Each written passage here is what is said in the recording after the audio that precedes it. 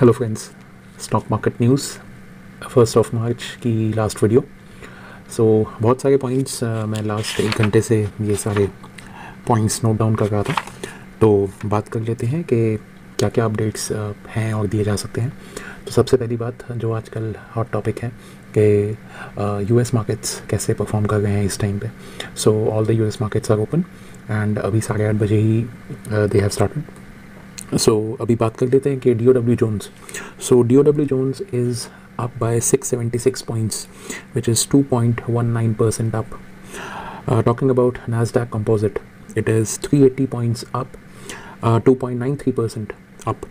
S&P 500 ये थोड़ा बड़ा इंडेक्स है, जैसे कि नैस्डैक और DOW Jones जो इंडेक्स हैं उसमें कम कंपनीज आती हैं। जो S&P 500 है, S&P 500 includes 500 companies in US। सो ये बड़ा इंडेक्स है और बड़ा इंडेक्स भी 95 पॉइंट्स ऊपर है जहाँ से ओपन हुआ है and it is up by 2.51%। सो बहुत अच्छा बुलिश मार्केट है इस टाइम पे US का।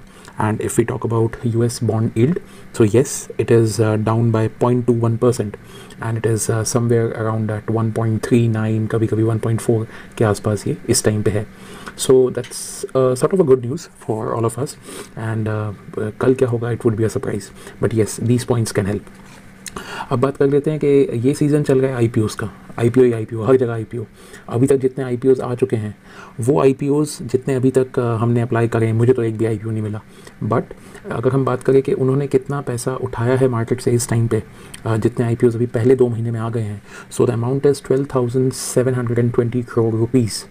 वेर इन अगर यही टाइम हम लास्ट ईयर से मैच करेंगे विच इज़ 2020, तो उधर एक भी रुपए के IPOs नहीं आए थे और 2021 में पहले 2 महीनों में IPOs से ओनली 12,720 करोड़ रुपए रेस करे गए हैं।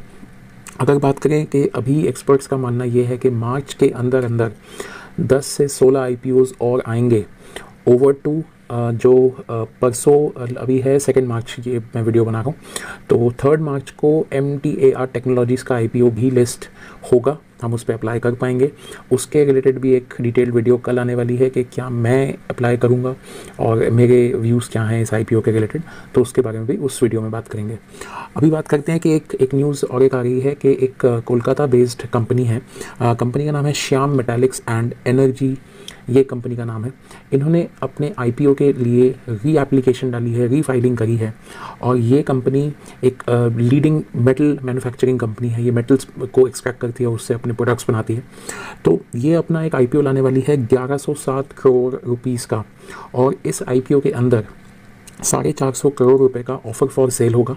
ऑफर फॉर सेल का मतलब ये है कि 450 करोड़ रुपए के शेयर्स कंपनी का मालिक, जिसे हम इंग्लिश में प्रोमोटर कहते हैं स्टॉक मार्केट की भाषा में, प्रोमोटर अपने 450 करोड़ रुपए का शेयर बेचेगा पब्लिक को and 657 crore rupees fresh issue उठाए जाएंगे। मतलब टोटल 1107 करोड़ रुपए में से 657 करोड़ तो फ्रेश इशू होगा जो कंपनी मार्केट से उठाएगी, एंड ये जो 450 करोड़ बाकी के बचे, ये बेसिकली कंपनी का मालिक, कंपनी का प्रोमोटर अपनी हिस्सेदारी बेच रहा है पब्लिक को, 450 करोड़ रुपीज़ वहाँ से आएंगे। सो ये हो गई सारी IPOs की बात, और जो भी IPOs के अगेंस्ट हम वीडियोस बनाएंगे उनके लिए हमने एक सेपरेट प्लेलिस्ट बना दी है अपने चैनल पे, आप उसको हमेशा रेफर कर सकते हैं।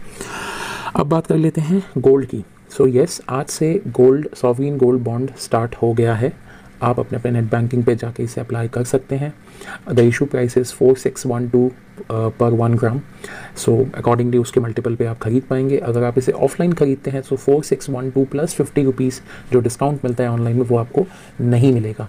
और जैसा कि हमने कल बताया था, अगर आपको उसको थोड़ा सस्ता खरीदना है, थोड़ा वेट कर लीजिए।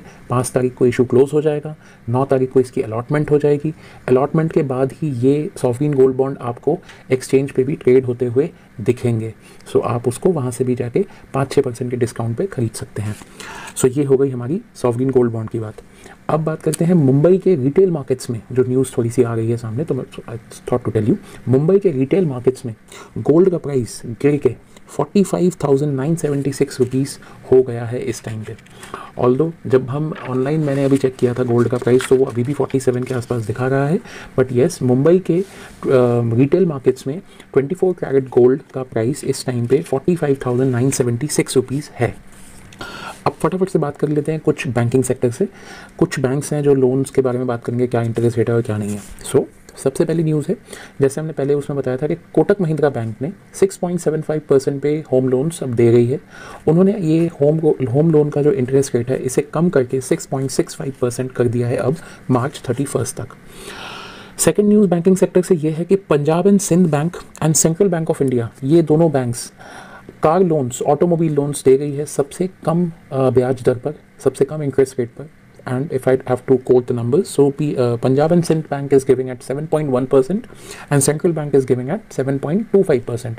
So for an example, I'll explain this by an example. 10 lakh रुपए का आपका लोन मान लीजिए और 7 साल का टेन्योर मान लीजिए, तो देन अगर आप ये पंजाब एंड सिंध बैंक से लेते हैं तो देन आपकी मंथली EMI पड़ेगी 15,142 रुपये। और अगर आप यही लेते हैं सेंट्रल बैंक ऑफ इंडिया से, सो आपकी मंथली EMI पड़ेगी 15,215 रुपये। तो ये तो हुई दोस्तों बैंकिंग सेक्टर की बात। अब आते हैं ऑटोमोबाइल सेक्टर पे। पहला दिन था आज मार्च का, तो ऑटोमोबाइल्स के भी बहुत सारे न्यूज़ फरवरी के नंबर्स आ गए हैं, सो उसके बारे में बात कर लेते हैं। सो टाटा मोटर्स की एक बहुत बड़ी न्यूज़ आ रही है कि टाटा मोटर्स के प्रोमोटर्स, उनके मालिक, उनके इंटरनल से ये खबर आ रही है कि they are planning to convert the JLR division of Tata motors into completely electric EV model by next 3 years. ये बहुत बड़ा जंप होगा, रीज़न बिकॉज उनका बहुत सारा रेवेन्यू टाटा मोटर्स का JLR डिवीजन से आता है। JLR डिवीजन जिन जिनको नहीं मालूम, JLR डिवीजन का फुल फॉर्म है जैगुआर लैंड रोवर। ये दो जो कंपनी इन्होंने एक्वायर करी थी, बहुत अच्छे लॉस प्रॉफिट्स नहीं हुए, बट स्टिल जो प्रॉफिट मार्जिन है ये बहुत ज़्यादा होता है इस डिवीजन से। दैट इज़ द रीज़न इसमें कोई भी चेंज पूरे टाटा मोटर्स को ऊपर या नीचे लेके जा सकता है। सो अगले 3 साल में इनका पूरा प्लान है कि 100% EV कर देंगे ये JLR डिवीजन को, which is a very big news. उसी के चलते जो बड़े बड़े फाइनेंशियल इंस्टीट्यूशंस हैं, and I am talking about domestic institution, I am not talking about any foreign institution. Domestic मतलब इंडिया के जो फॉरेन इंस्टीट्यूशंस हैं, उन्होंने अपना अपना टारगेट दिया है टाटा मोटर्स का in near future. So if I have to quote few of the targets given by the institutions, so Motilal Oswal ने टाटा मोटर्स का अगला टारगेट 400 दिया है। और अगर हम बात करें एक और मैंने देखा था, शेयर खान ने टाटा मोटर्स का टारगेट दिया है 375। अभी अगर हम करंट रेंज की बात करें टाटा मोटर्स की, तो अभी ये ट्रेड कर रहा है 327 रुपये के आसपास, और आज के दिन की अगर हम इसकी बात करें तो ये 1.47% ऊपर था अपने ओपन प्राइस से। अब बात करते हैं एक टाटा मोटर्स के ही नेगेटिव खबर के बारे में, जो दिल्ली के लोगों को के लिए ज़्यादा खुशी की बात नहीं होगी। वो बहुत इंपॉर्टेंट है कि दिल्ली गवर्नमेंट ने टाटा की जो कार है नेक्सन, उसका जो EV मॉडल है, सो बेसिकली EV मॉडल जब हम खरीदते थे, अब क्या है कि EV मॉडल पे हमें गवर्नमेंट से भी एक सब्सिडी मिलती थी, थोड़ा सा मतलब डिस्काउंट। सब्सिडी का हिंदी मतलब है डिस्काउंट, कम हो जाना पैसे, तो कुछ हमको डिस्काउंट मिलता था।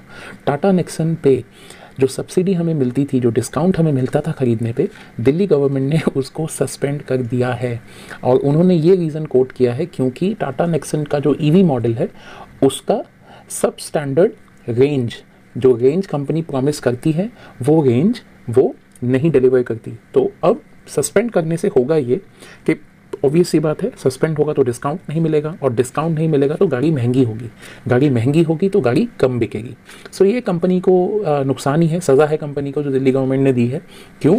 क्योंकि भैया प्रॉमिस करते हो 312 किलोमीटर चलेगी और चलती 250 भी नहीं है, तो गलत बात है, तो मिलना तो चाहिए था। अब बात कर लेते हैं महिंद्रा एंड महिंद्रा के जो शेयर प्राइस है वो 3% से ऊपर भागे हैं। वो इस रीजन से भागे हैं क्योंकि महिंद्रा एंड महिंद्रा के जो ट्रैक्टर डिवीजन है, जो ट्रैक्टर्स बेचती है महिंद्रा एंड महिंद्रा, वो ईयर ऑन ईयर 25% की ग्रोथ दिखाई है उस डिवीजन ने।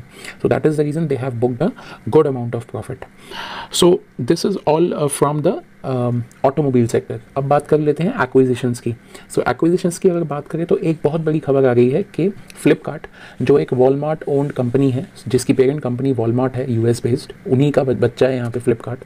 सो Flipkart is planning in talking terms of acquiring what company, cleartrip.com। cleartrip.com आपको पता है ट्रैवल कंपनी है जो टिकटिंग, बुकिंग्स इनके रिगार्डिंग ये काम करती है।